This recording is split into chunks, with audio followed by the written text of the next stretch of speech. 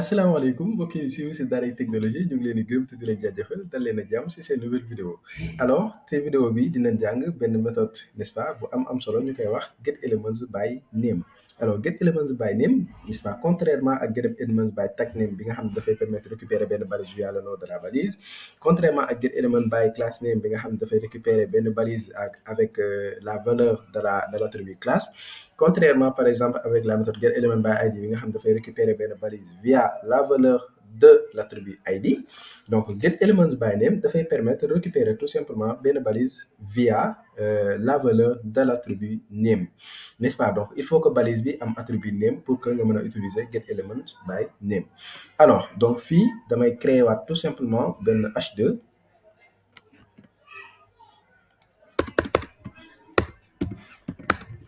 get elements ops, je pouvais faire get elements by name. Très bien.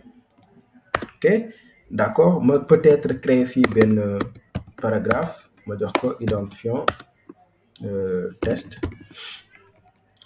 jox ko par exemple name. Je n'ai même pas besoin d'un identifiant, donc je peux lui donner directement un name. Donc name est égal à, le plus souvent name yi si input la nga koy am, donc name yi le plus souvent si input la nga koy am. Un paragraphe test. D'accord, ok. Donc fii ma wàcc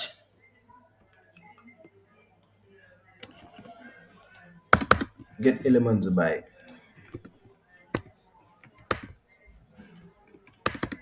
by name. Ok, donc lan laa bëgg a def, dama bëgg a récupérer par exemple bon fii ma créer deux pour mën a am benn tableau parce que elements lan wax, elements toujours tableau lay récupérer alors fii ma def test 1 test 2, un paragraphe test 1, un paragraphe test 2. Ok, d'accord. Donc dama bëgg récupérer toutes les balises possédant la valeur de l'attribut, possédant un attribut name dont la valeur c'est test 1 par exemple. Je donne la même valeur dont la valeur c'est test. Alors fii récupérer toutes les balises possédant dont la valeur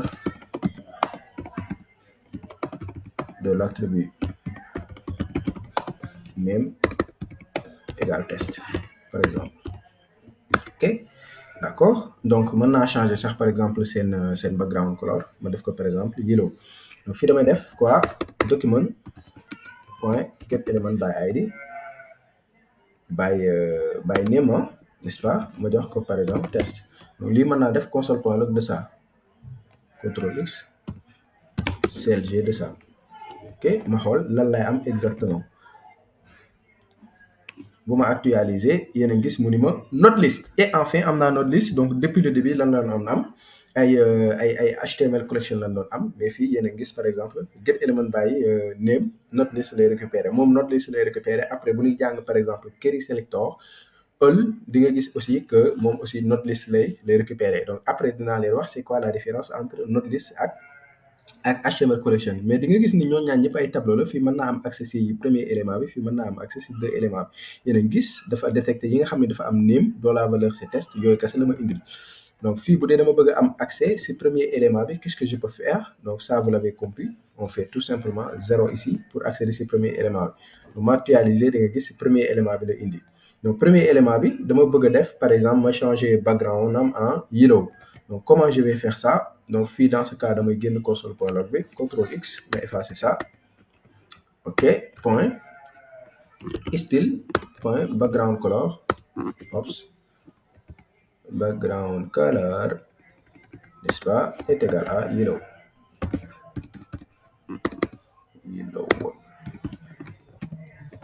Ma testé yellow nag dafa xaw a xànjaaral, mais quand même c'est venu. Yéen a gis premier élément bi kese par exemple le sélectionner daal di changer background color en yellow. Donc ça c'est hyper méga important. Maintenant li ngeen war a comprendre mooy la différence entre HTML collection ak nodelist. Donc li ngeen war a comprendre c'est HTML collection ak nodelist mooy, donc je vais faire ici un commentaire différence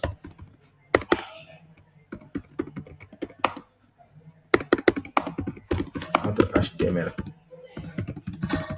collection et not list. Ok, donc première différence bi mooy lan étoile HTML collection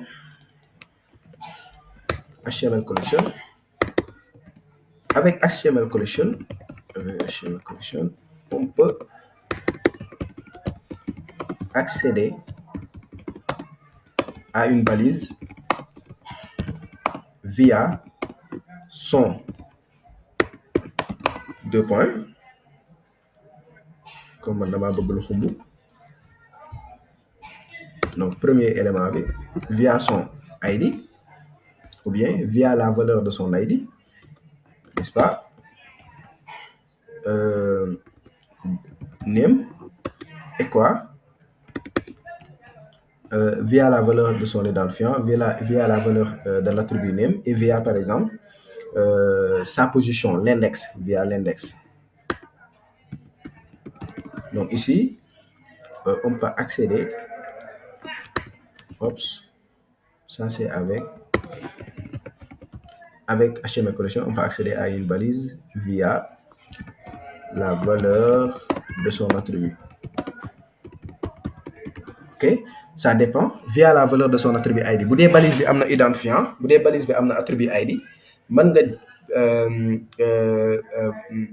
nga passer si ID bi valeur ID bi pour accéder si élément bi.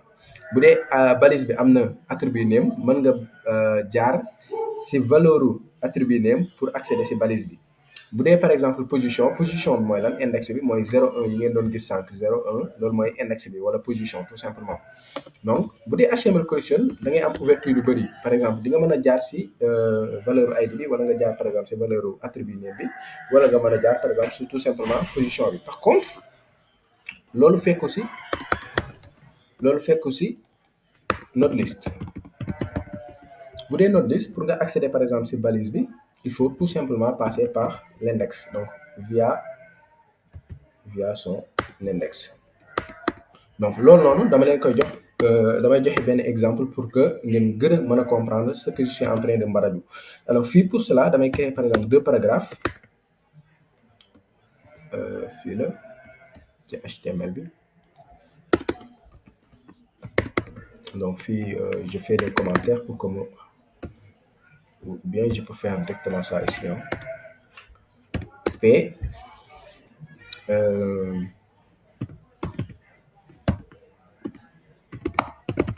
first name ma créer fii benn input, n'est-ce pas, de type texte. Ma jox ko identifiant ma jox first name. Donc toujours lii aussi dama leen di conseiller bu dee da ngay joxe name toujours de utiliser par exemple li nga xam ne moom ngay stocker comme identifiant comme aussi nom. Donc daf lay faciliter tout simplement. Donc fii mënoon naa def tout simplement nom pour faciliter le truc. Donc nga xam ni fii nom laay joxe. C'est pas obligatoire ma joxe les mêmes valeurs mais man j'ai l'habitude de donner les mêmes valeurs, ça me facilite tout simplement l'écriture. Ok, ma jox ko value Modou. Donc ok, ma créer pour prénom.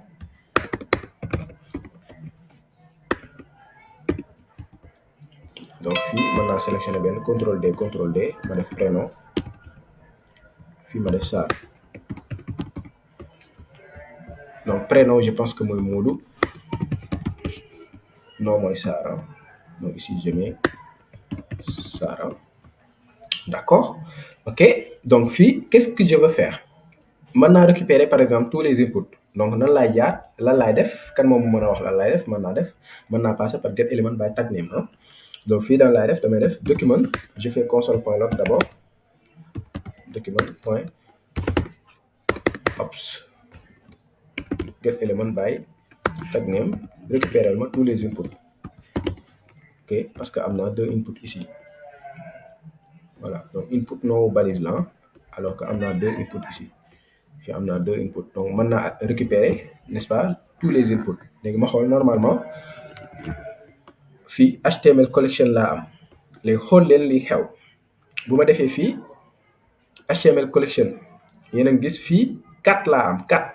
Pourquoi? Parce que HTML collection la lan laa leen waxoon HTML collection mën nga am accès si élément bi via son ID. loolu laa leen di njëkk a wan fii mën naa basé wu par exemple si ID bi fii ID bi c'est quoi l'ID par exemple ici c'est prénom hein. Donc fii je vais donner par exemple même des identifiants différents pour que par exemple pour que ñu mën a gën a gis affaire yi ah. Donc fii damay def prénom ID fii ma def prénom name ah fii ma def nom ID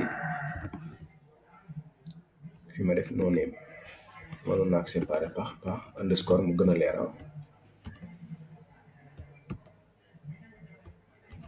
Voilà ma tijji fii yéen a ngi gis ok voilà yéen a ngi gis fii mën naa jaar par exemple si ID bi comme mën naa jaar si nom bi fii aussi mën naa jaar si ID bi comme mën naa jaar si nom bi loolu laa leen doon wax mais d'abord je vais commencer par l'identifiant parce que dama leen HTML collection mën nga jaar si identifiant bi pour accéder si balise bi donc fii dañ ne la mën naa jaar si identifiant bi valeur identifiant bi ici valeur identifiant bi lan la prénom ID donc prénom ID moo nekk nii donc lan laa mën a def fii mën naa ko mën a def directement ici ops prénom ID ah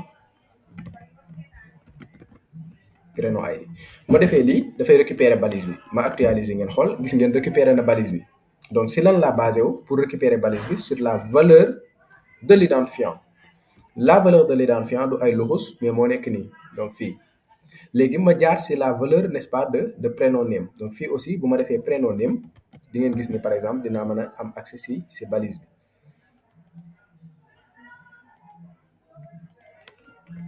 prénom name bu ma actualiser yéen a ngi gis balise baa ngi nii ci lan laa jaar pour récupérer donc fii je pouvais faire des commentaires hein.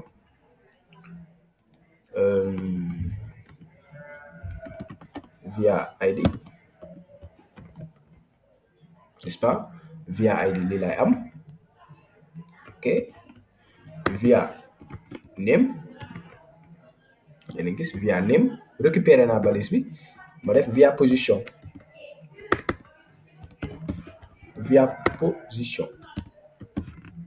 donc via name excusez-moi fii prénom name la voilà mais da ngeen gis ni dina ko récupérer toujours via position fii da ngay joxe index bi directement index bi prénom bi je pense que c'est moom moo nekk à la position 0 n'est-ce pas moom moo nekk nii moo nekk à la position 0 donc foofu 0 laay joxe n'est-ce pas ma am 3 yëpp fii yéen a ngi gis 3 yëpp la même information yi la récupérer sauf que bii damaa jaar par exemple si la valeur de l'identifiant pour récupérer balise bi bii damaa jaar par exemple sur la valeur de l'attribut name bii damaa jaar par exemple par la position boo lay xoolee bii la valeur de l'attribut ID c'est prénom ID la valeur de l'attribut name c'est prénom name et ici la position correspondante c'était 0 donc lii mooy lan lii mooy HTML collection moom loolu la lay permettre par contre bu dee notre liste c'est un peu truc notre liste bu dee da nga récupérer affaire bi avec notre liste tu n'as pas par exemple cette possibilité là donc juste pour tester avec notre liste on va faire document.getElements by name donc ici on va dire on teste avec notre liste donc fii je vais dire exemple fii exemple là avec HTML collection voilà ñett yooyu yëpp mën naa ko def tànn sa bu la neex la donc fii ma def exemple avec notre liste par contre benn kese ngay mën a utiliser muy position bi mënoo jaar par la valeur de l'identifiant mënoo jaar par la valeur de l'attribut ID mais si position bi rek nga mën a jaar di ngeen ci xam dara donc fii c'est comme ça que je vais faire je fais un console.log n'est-ce pas par contre ici c'est pas getElement by ID parce que getElement by ID HTML collection la lay utiliser foog ma utiliser getElements by name pour ma mën a am notre liste donc input ma xool lan laay am donc ma actualiser yéen a gis notre liste laa am mais notre liste par contre getElements by name foog ma jox ko name fii boo xoolee tableau vide la parce que gisul dara parce que fii input laa ko jox ak te input du name donc fii foog ma jox ko ana HTML bi foog ma jox ko par exemple valeur name donc non name par exemple bien prénom name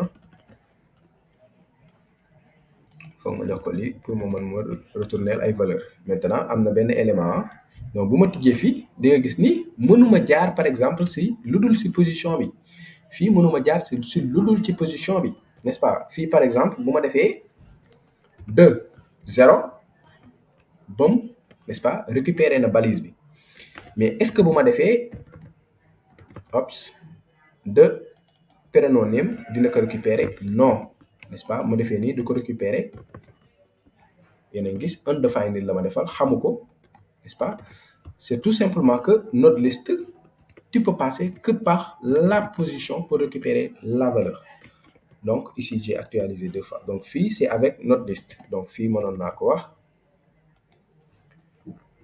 via notre